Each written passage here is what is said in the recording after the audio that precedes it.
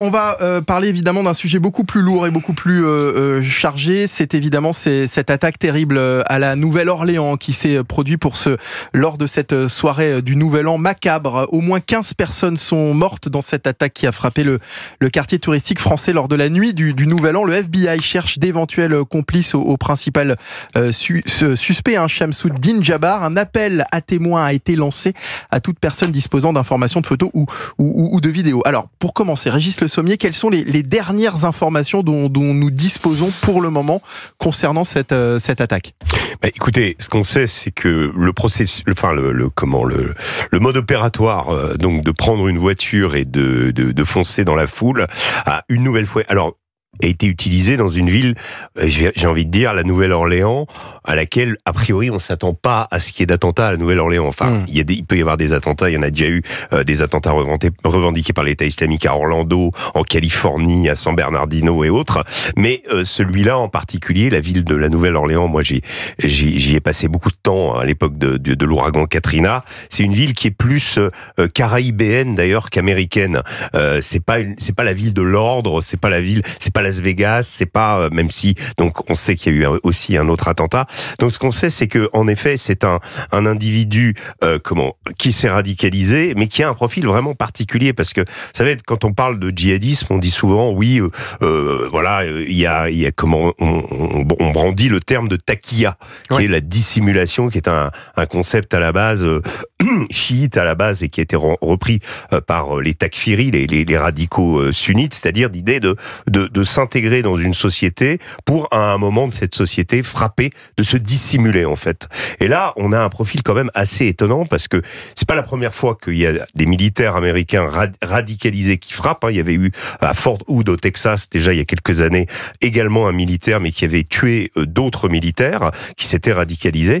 Mais là, celui-ci, c'est assez incroyable, parce qu'il a été jusqu'à recevoir, après le 11 septembre, une médaille de la lutte contre le terrorisme. Ouais. Médaille que George Bush avait décidé de donner aux soldats. Donc c'est quelqu'un qui a participé, on va dire, à l'effort américain de lutte contre le terrorisme, parce qu'il s'est engagé en 2004 dans l'armée américaine. Et donc, on peut imaginer qu'il s'est caché pas mal d'années, en tout cas que sa radicalisation et son passage à l'acte ont été un long processus.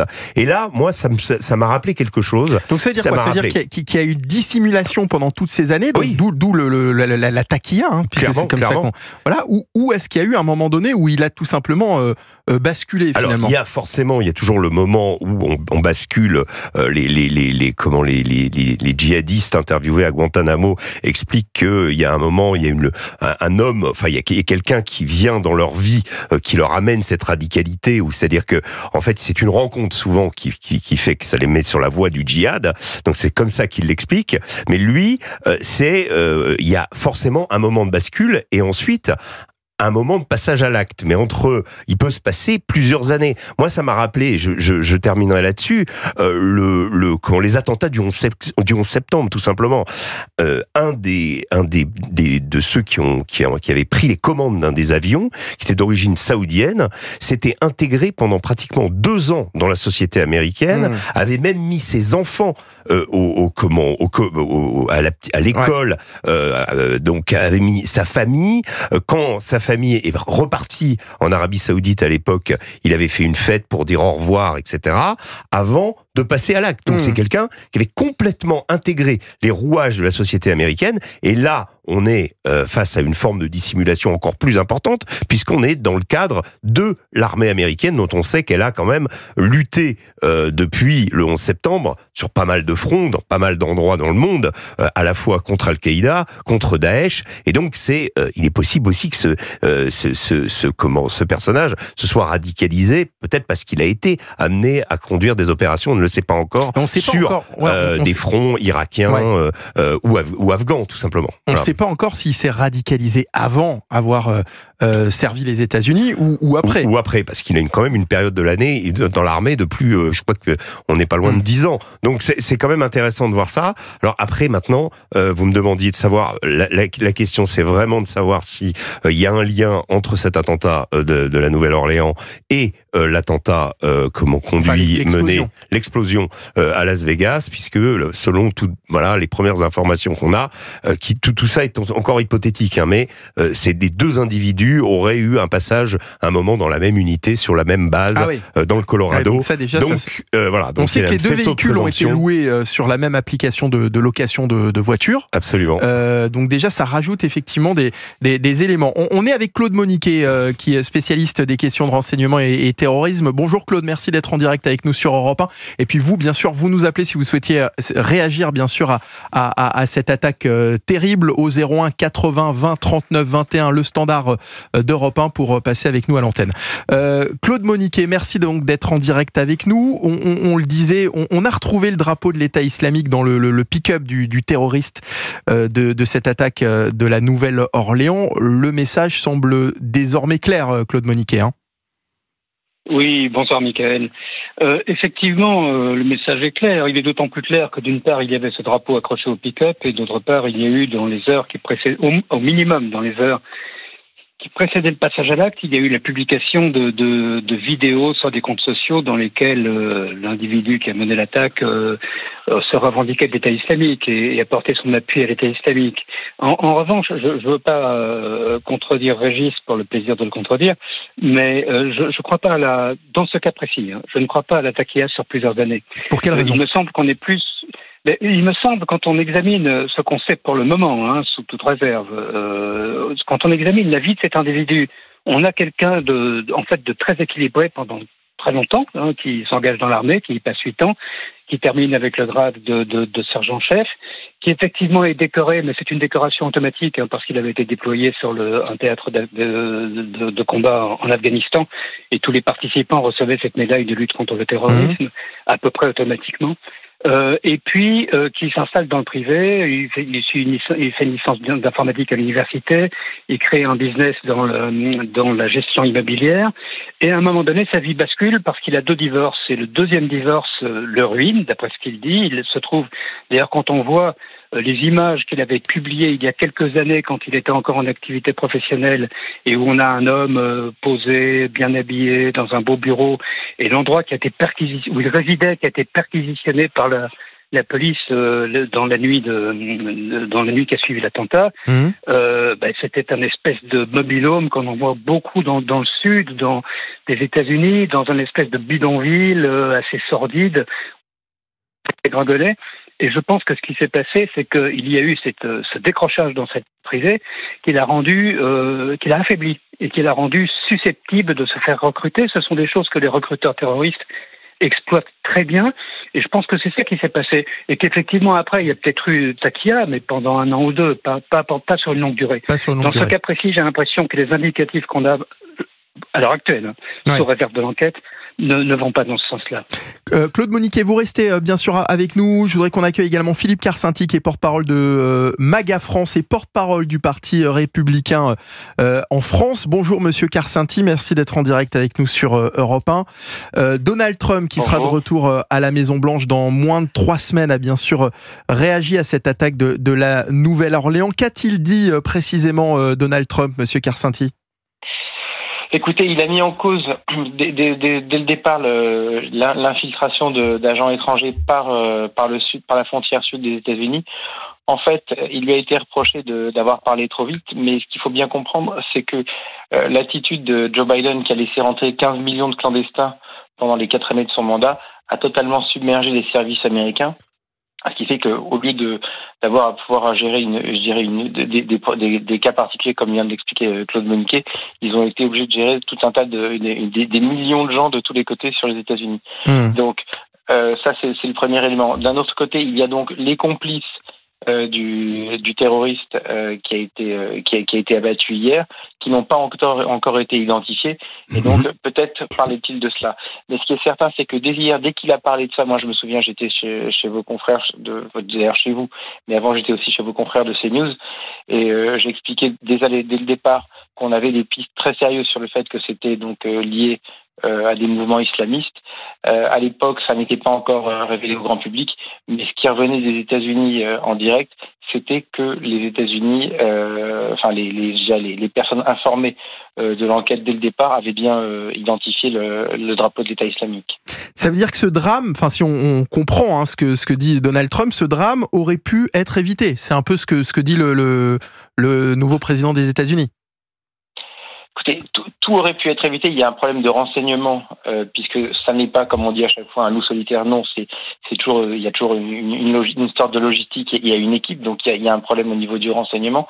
Mais il y a aussi, je dirais, un problème sécuritaire sur le terrain en termes de blocage d'accès aux voies qui ont permis au pick-up de circuler. Donc oui, il y a des fautes de tous les côtés. Vous savez, les États-Unis vont avoir une nouvelle administration dans 18 jours exactement.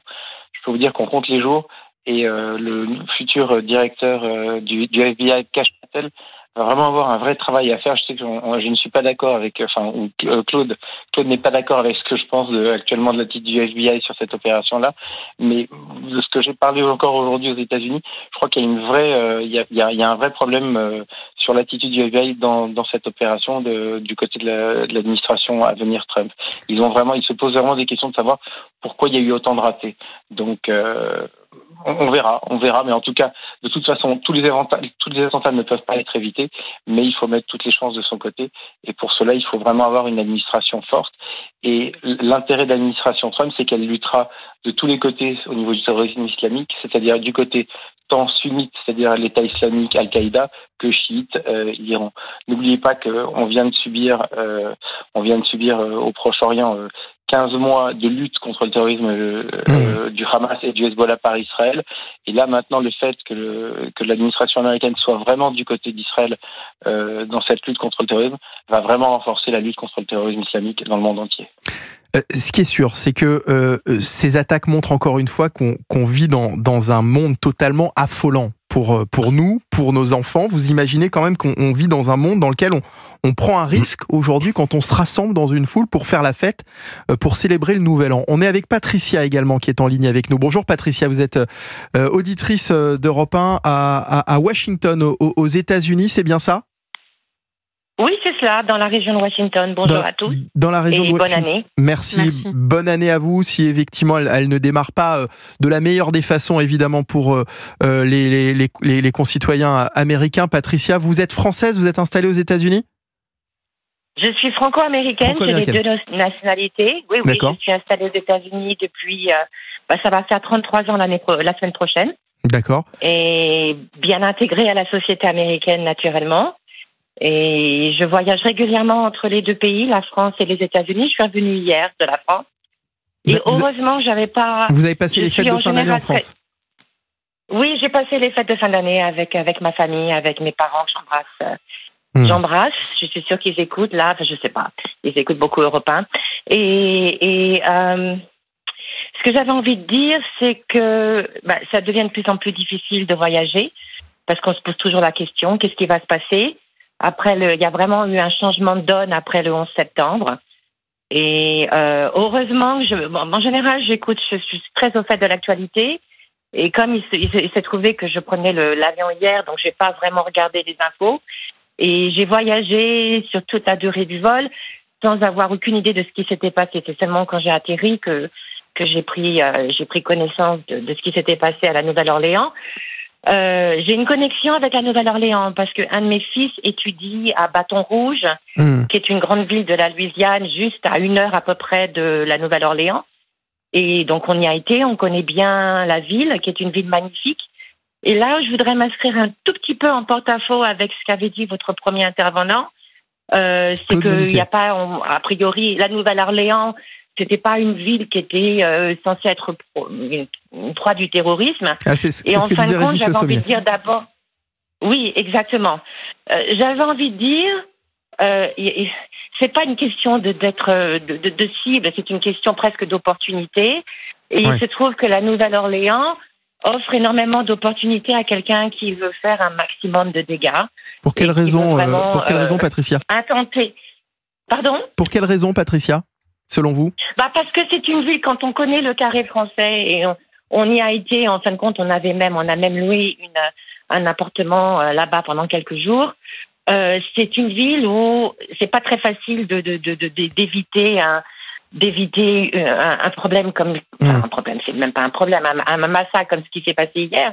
Les rues sont assez étroites et il faut savoir que la Nouvelle-Orléans est en fête pratiquement tous les jours, mais du 31 décembre au 1er janvier, c'est clair qu'il y aurait beaucoup de monde dans les rues, dans les bars, dans les restaurants, même à 3h du matin.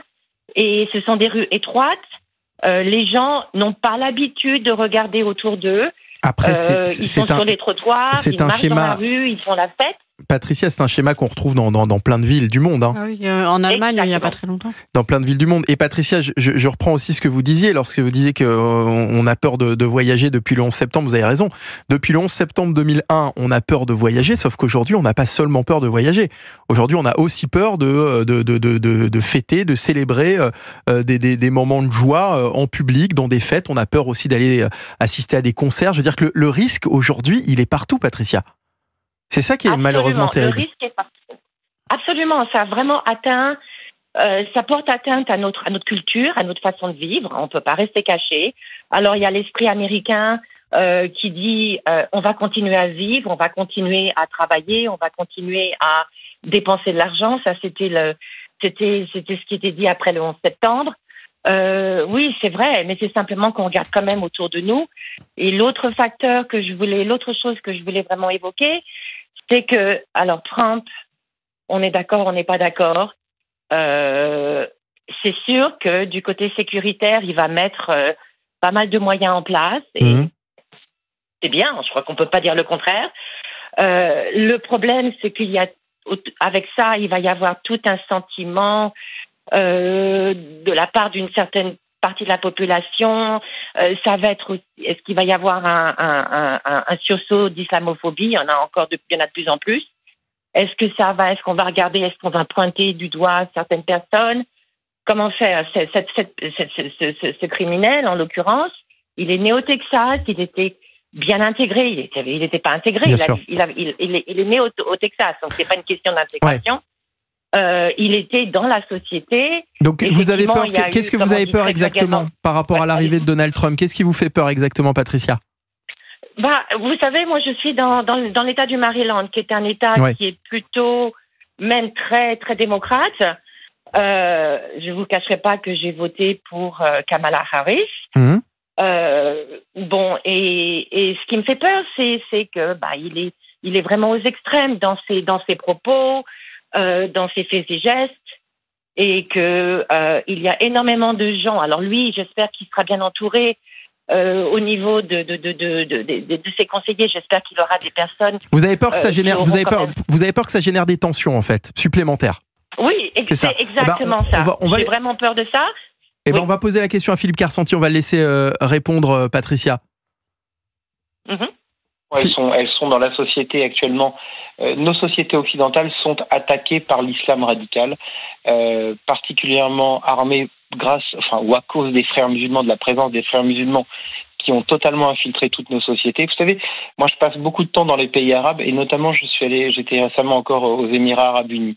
Aux Émirats arabes unis, les frères musulmans sont totalement interdits et ce sont eux qui diffusent les prêches dans les mosquées pour inciter à la haine contre les musulmans. Les musulmans ne sont pas le problème de la société. Le problème de la société, c'est la radicalisation qui vient de ces organisations. Donc, comme les frères musulmans, alimentés et financés par le Qatar et maintenant par la Turquie, qui devient un véritable problème au sein de l'OTAN lui-même. Donc, les musulmans, les juifs, les chrétiens, tout le monde a envie de vivre en paix naturellement. Il y a une minorité agissante, et j'insiste vraiment bien, et ça, ce sera un problème qu'on aura aussi à régler en France, et je crois que si on veut éviter à avoir des problèmes quand on va faire la fête, quand on marche dans la rue, quand on prend l'avion, toute activité devient compliquée et devient problématique si on se laisse infiltrer par des gens qui veulent totalement détruire nos sociétés occidentales, empêcher les femmes de vivre telles qu'elles souhaitent le vivre, ou alors les homosexuels d'avoir leur vie comme ils le veulent, par exemple. Donc c'est là-dessus qu'on doit se battre, et j'ai vraiment confiance en Donald Trump. Il a un objectif très clair, c'est de make America great again, rendre la grandeur à l'Amérique, mais on a aussi un vrai problème en Europe, c'est make Europe great again, rendre aussi sa grandeur à l'Amérique, et pour cela... Rendre aussi sa grandeur à l'Europe, vous voulez dire. Pardon, à l'Europe, excusez-moi, oui, make Europe great again, l'Europe, rendre aussi sa grandeur à l'Europe pour qu'on puisse vivre en paix tranquillement et avoir des activités de loisirs économiques, professionnelles, sans subir et sans avoir la crainte à chaque instant de se faire poignarder, écraser par une voiture.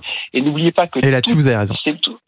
Et tous ces moyens terroristes, n'oubliez pas où ils ont été inventés. Ils ont tous été inventés par les Palestiniens. N'oubliez pas que tous les détournements d'avions, les attaques au couteau, les attaques de voitures béliers, tout ça vient d'une seule zone du monde. Ce sont les Palestiniens qui ont inventé le terrorisme palestinien. Exactement. Exporté dans le monde entier. Merci Philippe Kersenty d'avoir été avec nous, porte-parole de MAGA France et porte-parole du Parti républicain en France. On remercie également Patricia, notre auditrice de Washington. On va marquer une courte pause. Claude Moniquet, vous restez avec nous s'il vous plaît. On va revenir évidemment sur cette attaque et sur l'explosion qui s'est produite également à Las Vegas, l'explosion d'une Tesla Cybertruck devant l'hôtel Trump. Pour la suite, dont marche sur la tête. Dans un instant, restez avec nous sur Europe 16h-18h, on marche sur la tête. Mickaël Dorian. 16h33 sur Europe 1, on est en direct, c'est On marche sur la tête, version Noël, avec toujours Sarah Salman, Nathan Dever, avec Régis Le Sommier et Vincent Roy. Et puis on continue de parler de cette tragique attaque. 15 personnes sont mortes dans cette attaque qui a frappé le quartier touristique français de la Nouvelle-Orléans. C'était lors de la nuit du Nouvel An. On est toujours avec Claude Moniquet, spécialiste renseignement et terrorisme au Standard d'Europe 1. Merci d'être avec nous, Claude. On évoquait évidemment cette attaque terrible. J'aimerais, Vincent Roy, également qu'on parle des réactions politiques en France. Alors justement, il y a eu beaucoup de réactions politiques à l'international. Zelensky, le pape, la Chine, la chef de la diplomatie européenne, Kaja Kallas. En France, assez peu de réactions. On a eu le président de la République, évidemment, qui a adressé des pensées aux familles des victimes et puis aux blessés. Et il a rappelé que la Nouvelle-Orléans était une ville chère au cœur des Français. Et puis on a également Christian Estrosi. Le maire de Nice. Le maire de Nice, oui. Je vous rappelle, en 2016, un camion bélier avait fait 86 victimes et on ne peut à Nice. Que penser évidemment à ce drame lorsqu'on pense à ce qui s'est passé à la Nouvelle-Orléans. Il a exprimé tout son soutien aux proches des victimes, aux habitants et à la maire de la Nouvelle-Orléans. Mais c'est vrai qu'on a assez peu de réactions en France. On n'a pas entendu...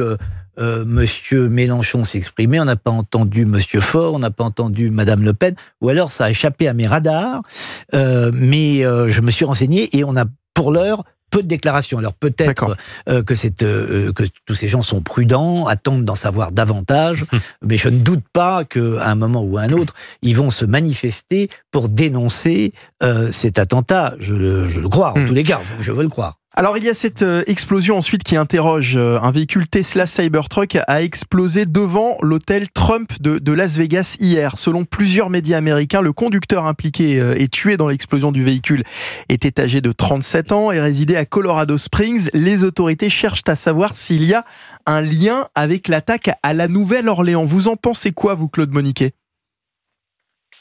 Alors écoutez, il y a effectivement, une fois de plus, les autorités, et le FBI en particulier, se montrent extrêmement prudents. Je pense que, il semble assez clair qu'il y a un lien. Il y a quatre éléments qui lient les deux affaires. Et ça fait 4 coïncidences. Dans mon métier, on ne croit pas tellement aux coïncidences, surtout quand elles se déplacent quand elles se manifestent par 3 ou 4. La première, c'est la date. Il y a une unité de temps, comme on dit au théâtre. C'est le 1er janvier, 3h15 du matin à la Nouvelle-Orléans, 6 heures plus tard, un peu avant 9h, à Las Vegas, et le même contexte, les fêtes du Nouvel An. Deuxièmement, dans les deux cas, il s'agit d'un attentat suicide, puisque l'auteur de l'attentat de Las Vegas a déclenché l'explosion de l'intérieur du véhicule, et donc dans ce cas, il savait très bien ce qui allait lui arriver, et que l'auteur de l'attentat de la Nouvelle-Orléans est sorti du véhicule après son carnage pour tirer sur la police sans pouvoir se faire d'illusions sur l'avenir qui lui était promis. Troisième coïncidence qui a été soulignée par Régis, c'est la même application Turo qui a été utilisée pour louer 2 véhicules. Et enfin, quatrièmement, effectivement, ces 2 hommes ont passé un certain temps dans la même base militaire quand ils étaient tous les 2 dans l'armée. Donc, on peut effectivement être extrêmement prudent, mais 4 coïncidences, ça fait beaucoup. Ça fait un peu beaucoup, et effectivement. Alors Elon Musk, le patron de Tesla, lui, a réagi. Il a affirmé que les responsables n'avaient pas choisi le bon véhicule pour leur attaque terroriste. Pour lui, c'est une attaque terroriste, il le dit, et l'explosion était volontaire. Même si pour le moment, les autorités restent très prudentes, pour Elon Musk, c'est une attaque terroriste. Claude, la solidité du véhicule a permis d'éviter un drame. C'est ce que dit Elon Musk, et je crois que vous confirmez également. Oui, il y a 2 choses. Alors d'abord, sur la qualification des faits, en fait, le FBI est extrêmement prudent sur les mobiles. En revanche, ils reconnaissent que c'est un acte terroriste, puisqu'on a trouvé dans la cabine du véhicule occupé par le seul mort, l'auteur des faits, on a trouvé un dispositif de déclenchement de la bombe. Donc on est sûr que c'était volontaire. C'était volontaire, il n'y a aucun doute là-dessus. Aucun doute là-dessus, c'était volontaire. Après, est-ce que c'était volontaire et c'était une attaque suicide alors, forcément? Écoutez, quand vous avez derrière vous une charge complexe avec des bidons d'essence, des cylindres de gaz et des stocks de feux d'artifice, que vous restez dans la voiture et que vous appuyez sur le bouton du déclencheur, soit vous croyez vraiment être protégé par le destin, soit c'est une attaque suicide, oui, tout à fait. Mais maintenant, pour revenir au camion lui-même, effectivement, on voit bien que les parois du camion, c'est un pick-up, les parois du pick-up ont totalement résisté à l'explosion, mais surtout ce pick-up, enfin comme tous les pick-up d'ailleurs, n'était pas muni d'un toit. Et donc, dans une explosion, pour que il n'était pas muni d'un toit à l'arrière, vous voulez dire? À l'arrière, tout à fait, là où était la charge explosive. Or, dans une explosion, pour que l'effet de souffle se diffuse, il faut que l'explosion se produise en milieu clos, dans un lieu contenu. Par exemple, un véhicule, un camion, une pièce, etc. Là, comme il n'y avait pas de toit, en fait, tout à fait naturellement, c'est une loi de physique élémentaire, l'explosion s'est diffusée vers le haut. Et donc, elle n'a fait heureusement que, entre guillemets, 7 blessés. Mais si on regarde les images, elle était garée juste au pied de la tour, et même les vitres de la tour n'ont pas été touchées. C'est vrai, ça c'est assez dingue d'ailleurs. Oui, mais c'est la physique. L'explosion ne s'est pas diffusée vers l'immeuble, ni vers la rue, mais vers le haut. C'est effectivement, Elon Musk a raison, c'était effectivement pas le bon véhicule, heureusement, pour commettre un attentat suicide. Pour commettre ce type d'attaque. Écoutez ce qu'a dit justement le shérif de Las Vegas à ce sujet. Ce sont des bidons d'essence et de gros mortiers de feux d'artifice qui ont provoqué l'explosion. J'aimerais attirer l'attention sur le fait que l'extérieur du camion est complètement intact. Le fait qu'il s'agisse d'un Cybertruck a vraiment limité les dégâts, car la majeure partie de l'explosion a touché le véhicule et en est sortie.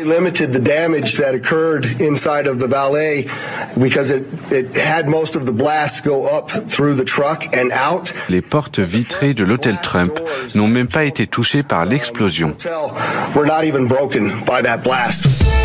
Elon Musk peut l'embaucher comme commercial pour Tesla, lui. Il est en train de lui faire une pub monumentale.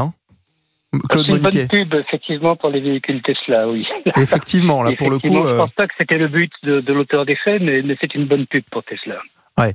Il y a effectivement ce lien également qui existe entre l'auteur, c'est ce que nous disait Régis Le Sommier tout à l'heure, l'auteur de cette explosion, enfin le conducteur de ce véhicule Tesla et l'auteur de l'attaque en Louisiane, qui également évidemment attire notre attention.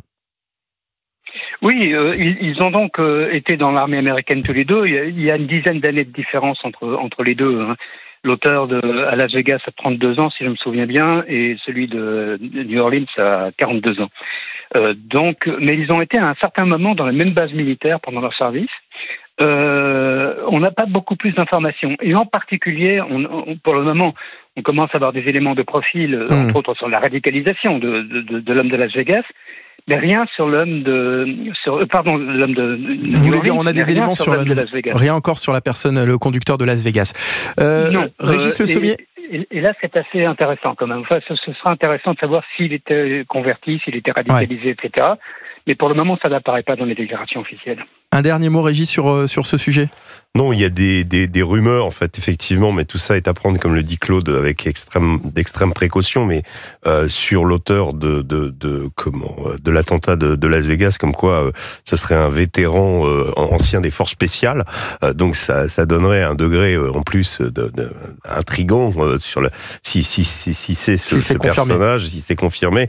Plusieurs médias britanniques, notamment le Daily Mail et le The Independent, le confirment, aux États-Unis également. Donc si c'est ça, et la vraie question qui va se poser, c'est est-ce que les deux auteurs de ces deux attentats suicides ont agi,